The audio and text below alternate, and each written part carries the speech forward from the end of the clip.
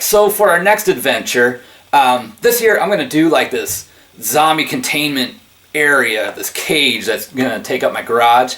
And I thought it'd be pretty cool if out in front of my garage or out in front of this containment area I'd have a couple guards, watching over everything. And I got my inspiration from an old video game called Half-Life. You may or may not know of it. But in that game they had the soldiers or the guards or whatever you want to call them, called the Combine. And they're kind of like these post-apocalyptic soldiers. They all wore gas masks and the eyes would glow and stuff like that. So I thought it'd be pretty cool if I tried to kind of mimic that, and that's what I was using for my inspiration. So I went on eBay and I found these gas masks. They're not real. They're actually just masks for airsoft guns. There's absolutely nothing to them. They're really cheap. I got this one from China. I paid like $13 for, so it's, it'll do the trick.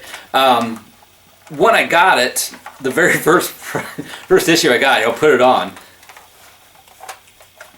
is when I put it on, my eyes are down here. They're not up here. I can't see anything right now. This thing fits like garbage.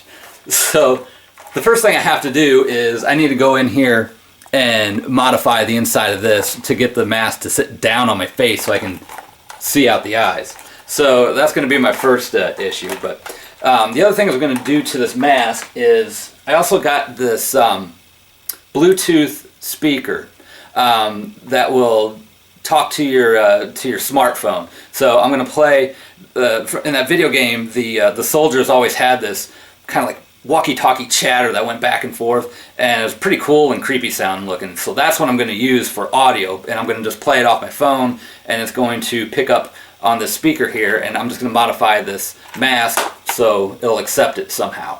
That should not be an issue. The other thing I'm going to do on eBay as well, I got this strand of EL light, and it's really cheap. I paid $3 for this 3 meters.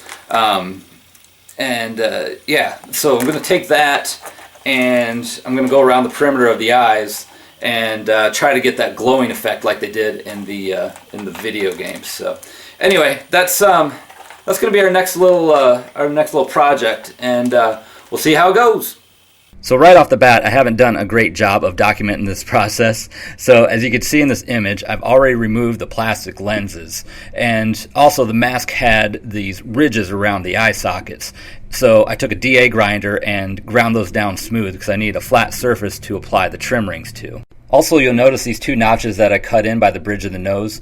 This is where the EL light will come through and wrap around the perimeter of the eye sockets.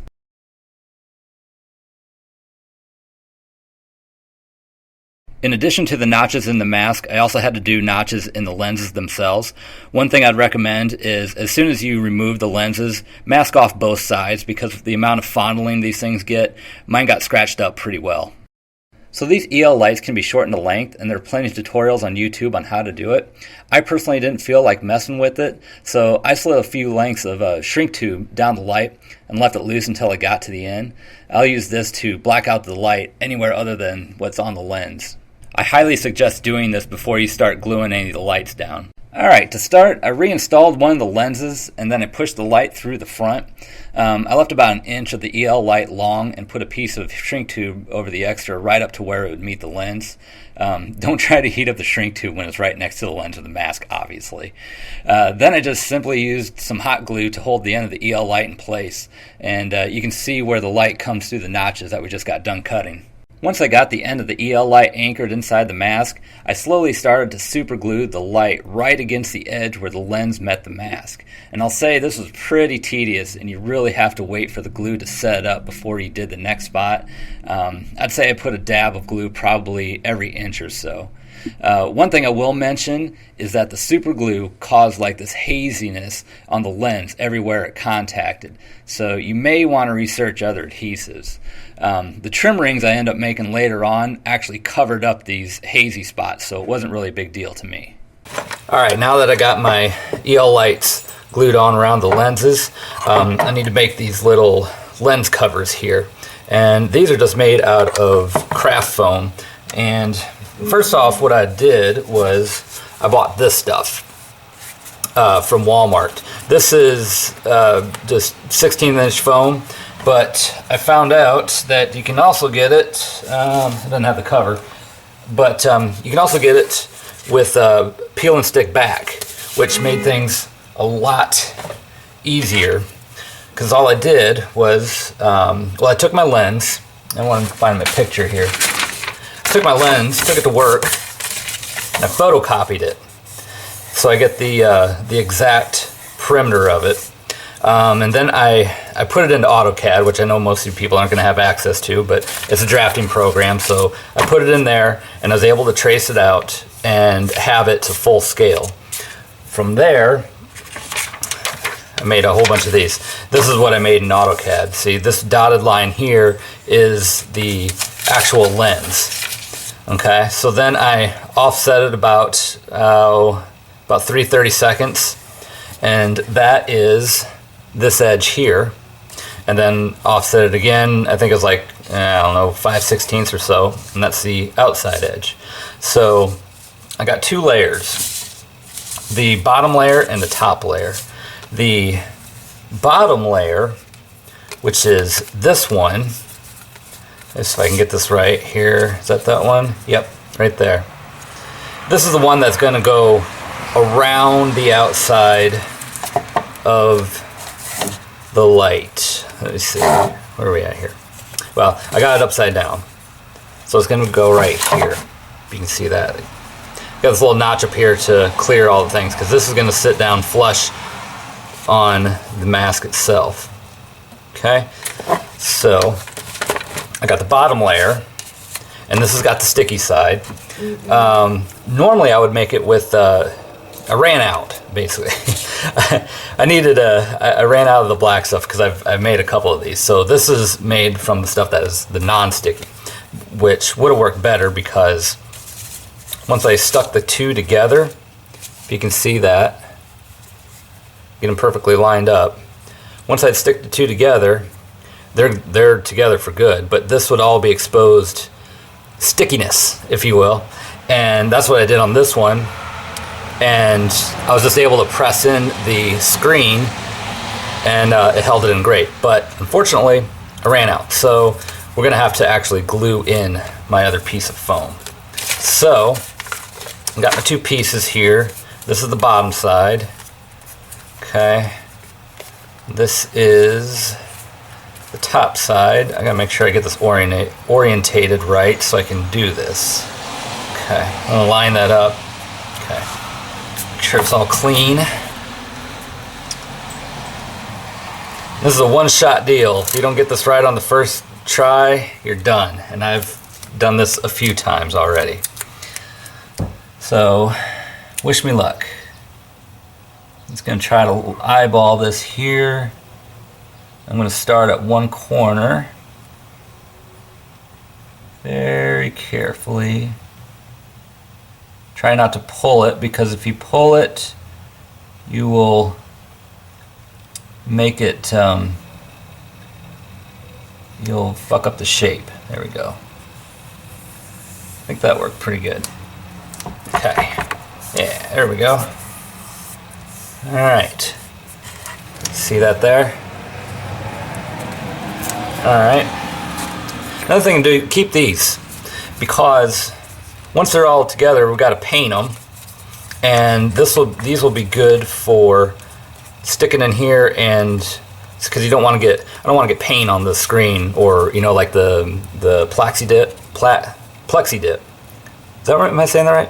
I don't want to get that on the screen because I want to be able to see through this. So keep that. So, all right. So we got that now. Okay, feel pretty good about that. Then I got to find.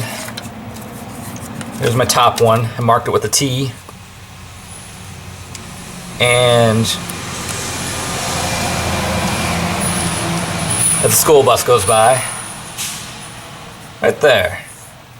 I'm going to hold that just right there, and I'm going to cut both pieces at the same time all around the perimeter.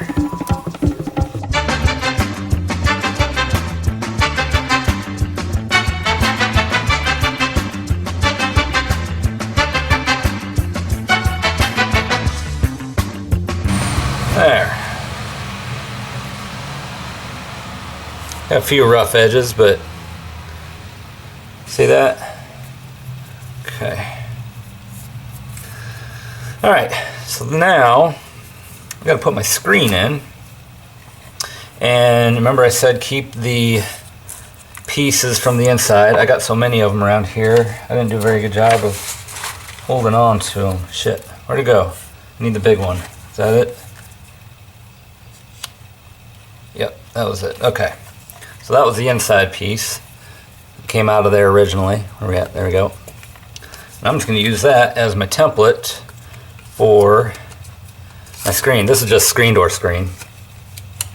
And another thing I want to do is make sure I got this orientated right, because I don't want one screen to be perfectly this way and then the other one be at like a 45-degree angle to it. You know what I mean? So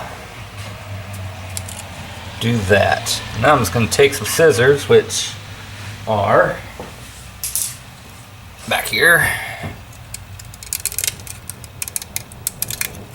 This doesn't have to be that exact, and actually it'd probably work better if it was a little bit smaller so it doesn't bunch up on the edges. This is the aluminum stuff. It's what I had. It's what I had to replace a couple of my windows with, so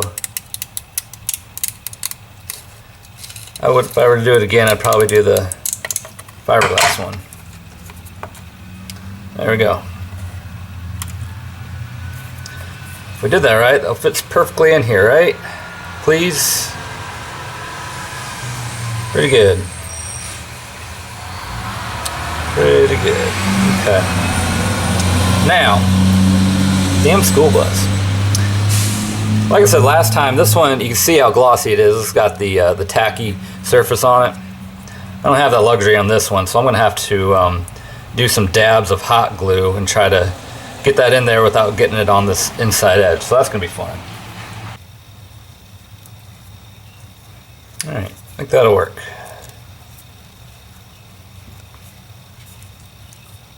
Ooh, go back here.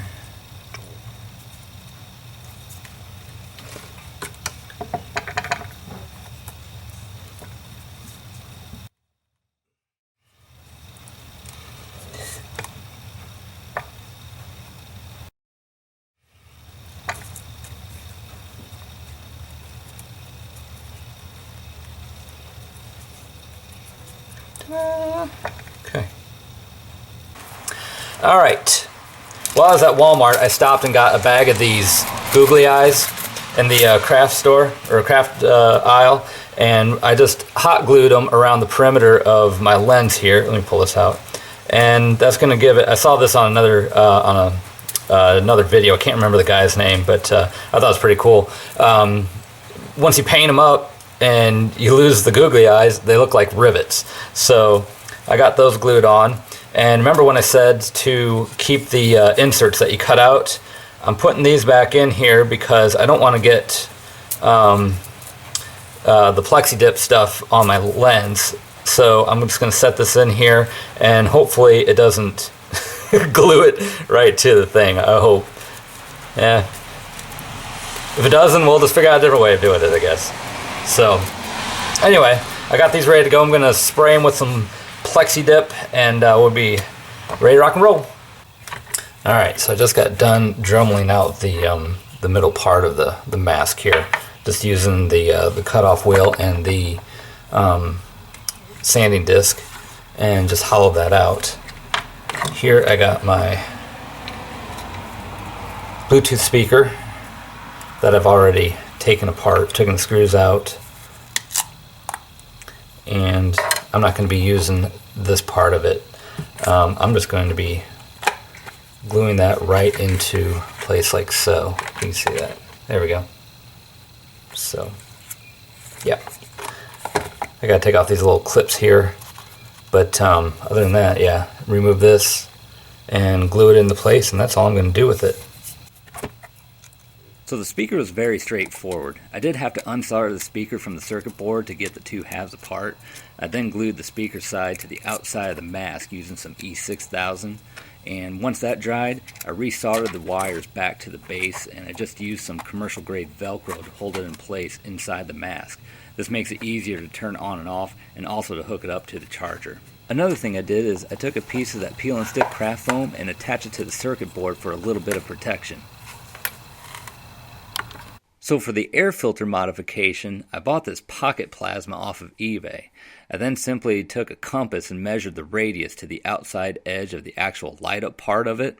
And then putting the pencil end in the middle, I used the sharp end to score the outline of where I needed to cut by using my Dremel. From there, I simply had to clean up and sand the opening. I cut another piece of the screen and hot glued that to the inside of the cap. The other side of the filter came with this built-in fan, so I used an old soldering iron and my Dremel to cut out the gut so the pocket plasma would fit inside. And that's all there was to it. So this is where I really got lazy with my documentation. Alright, so the trim rings we did earlier. Before I attached them to the mask, I gave them 2 good coats of Plexi Dip. From there, I lightly brushed on some acrylic brown and tan onto the screens.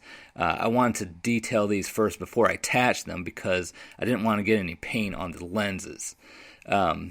Once they were dry, I masked off the screens of the lenses really well, along with the speaker grill. Then I used some contact cement to bond the trim rings to the mask. This too was a one-shot deal, so be very careful on this step. Once the trim rings were in place, I gave the entire mask another coat of the Plasti Dip. From there, I painted the whole thing with this Krylon Max Metallic. I think I did 2 coats, but I would recommend 3 or 4 coats, which you'll see why in the upcoming steps here. After that, I painted the entire mask again with this black Krylon Plastic Fusion. Finally, we get to do some fun stuff. So, using some 400 grit sandpaper and a small cup of water, I started to wet sand all of the edges. What I'm trying to do is to get through the black paint down into the silver, and this will give the mask that worn metallic look. What you want to be careful of is not to go too far and get down into the plastic dip, go through that silver. I did all the edges and the rivets we added, and then I picked some other areas to wear through.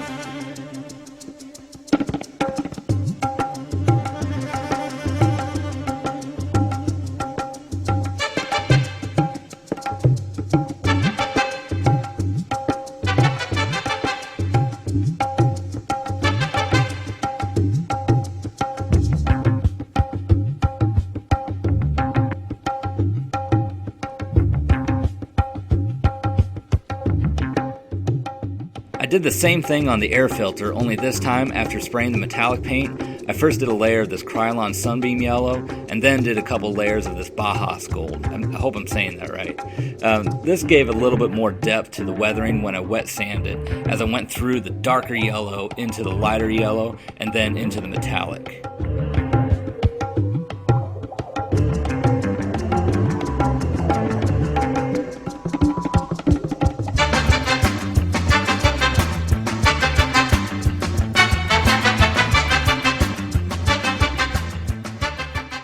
The last thing I did for paint was I used some dark brown acrylic paint and brushed it on, doing small areas at a time, then quickly wiped it off with a rag. This let the paint stay in all the crevices and also gave the whole mask this dirty haze. Once I did the whole thing in the brown, I turned around and did the same thing with the tan for a little bit more depth.